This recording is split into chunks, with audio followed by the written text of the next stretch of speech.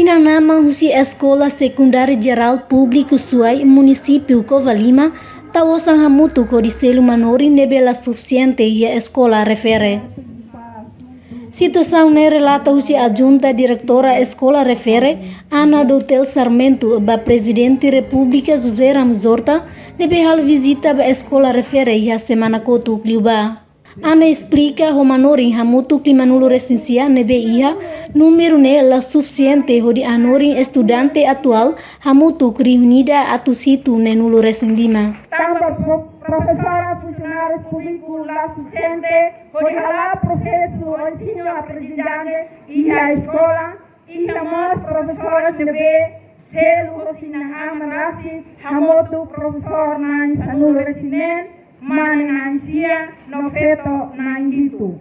Total hamotu professor e a escola hamotu hitu nulo lima com gosto rosimane lima nulo no feto por nulo lima.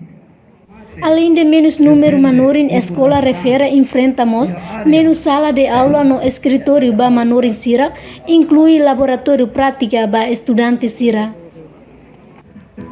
E a minha visita ao presidente José Ramos Horta apela para estudante Sira até continua badinas estuda tambanudar jovem estudante Sira mak futuro na União. Durante a visita se festamos faz material de esporte para a escola refere.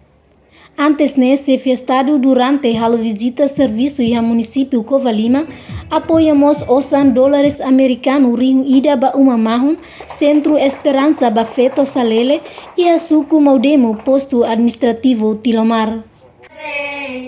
Além de oferecer osan se festamos faz material cozinha nian, máquina suku roupa rua, no roupa ho sapato nebe oferece husi de Nippon Foundation. Apoio entrega, aí o Estado, o governo, o parlamento, o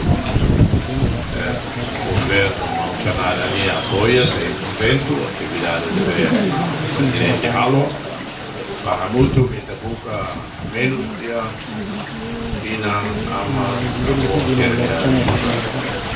a minha pessoa teve basta amani presença vai muito com ami e mudei dele lá ele foi barak do macau tu hatete mas na fatin ho haraika agradece a marema obrigada ao governo Timor-Leste especialmente va amandoben hamuto ko equipa ne be mak mai hamuto ko ami e fatin dele.